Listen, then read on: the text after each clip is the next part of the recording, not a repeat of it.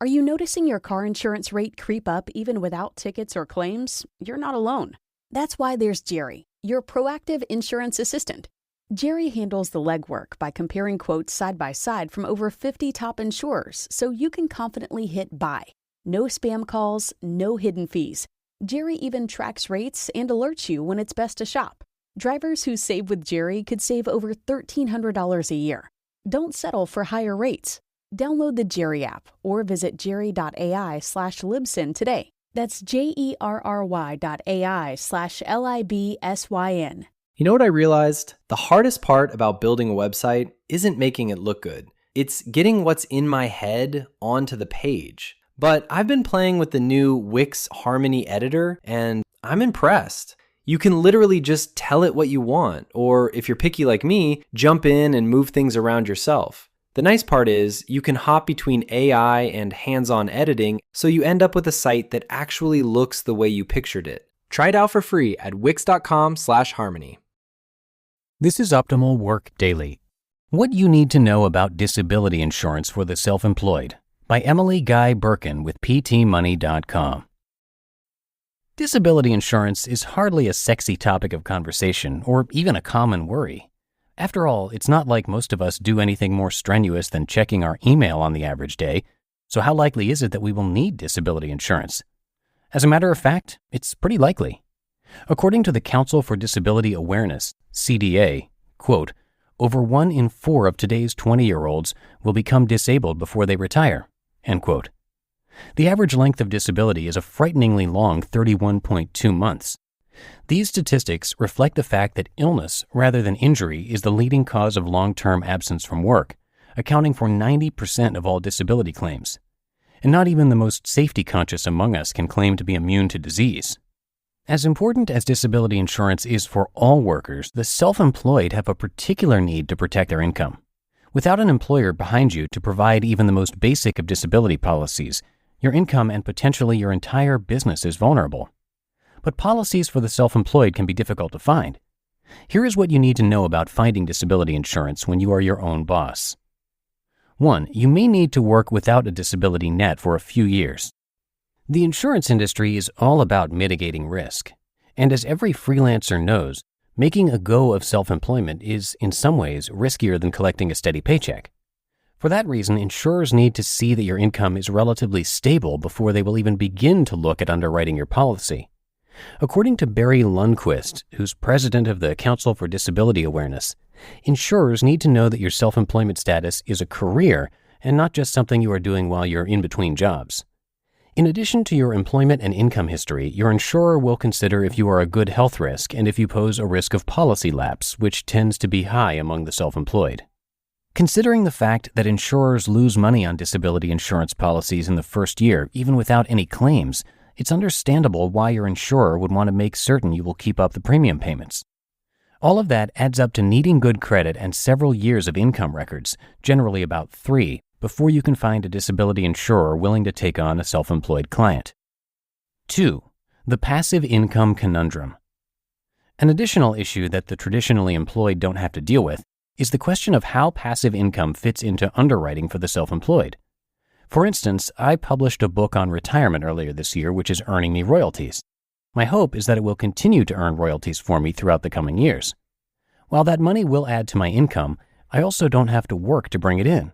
So how will an insurer view my passive income when underwriting my policy? According to George Davidson, president of Secura Consultants, it's important to remember that there is no such thing as purely passive income. Royalties from books are at least somewhat dependent upon promotion and marketing. So suffering a disability just when a book is launching could have a negative effect on your royalties.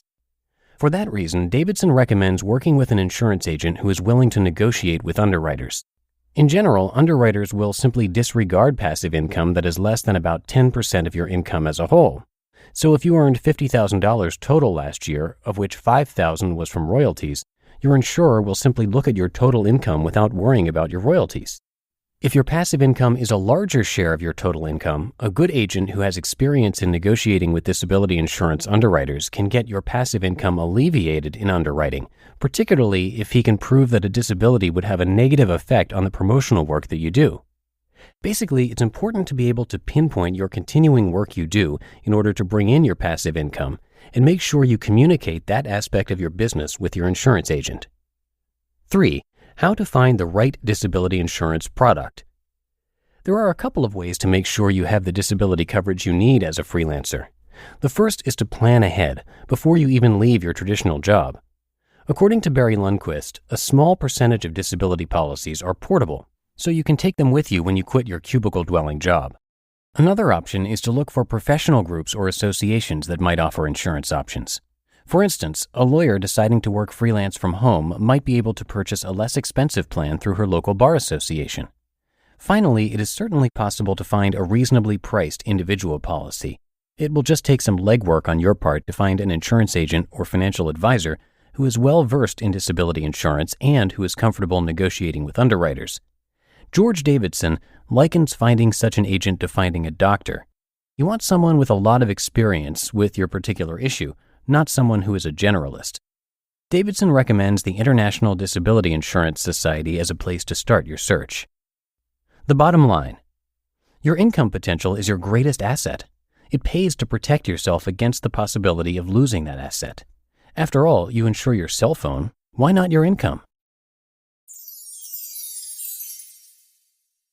You just listened to the post titled, "What You Need to Know About Disability Insurance for the Self-Employed" by Emily Guy Birken with ptmoney.com.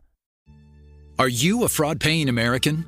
It's a fact that 1 in 4 honest, hard-working, tax-paying Americans has been a victim of identity theft. With LifeLock Identity Theft Protection, though, if your identity is stolen, they fix it, guaranteed, and get you your money back. Last year, the IRS flagged over $16 billion in refunds for identity fraud. That's billions of dollars that could come from your salary, overtime, or second job. But this year, you don't need to stay a victim. LifeLock monitors millions of data points per second for your personal information and alerts you to threats you could easily miss on your own. And if your information does fall into the wrong hands, only LifeLock has US-based restoration specialists who are backed by the $1 Million Protection Package. Because this tax season, fraud-paying American is something no American should have to claim. Visit LifeLock.com/iHeart and save up to 40% your first year. That's 40% off at LifeLock.com/iHeart. Terms apply. And thanks so much to Emily, who is a writer on PT Money, and you can occasionally hear her stuff over on Optimal Finance Daily as well. She is an award-winning writer, author, money coach, and retirement expert, and her 4 books include The 5 Years Before You Retire, Choose Your Retirement, Making Social Security Work for You, and End Financial Stress Now. And thanks to Philip as well. He is the founder of PT Money. Philip is a CPA, blogger, podcaster, husband, and father of 3. He's also the founder of the personal finance industry conference and trade show FinCon, which we've attended multiple times.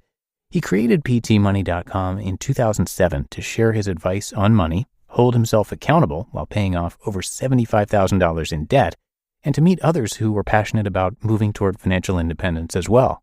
And he's certainly succeeded. He is now fully self-employed, supporting his family using the income generated from his site and the conference. And he says that none of it would have been possible had he not taken control of his financial life and started building something of value for others. And you can learn much more over at ptmoney.com. And again, a big thanks to Philip Taylor for letting us share his work. But that's a wrap for me today. I thank you so much for being a subscriber to the show and being here with me every single day. And I will see you right back here tomorrow for the Tuesday show, where your optimal life awaits.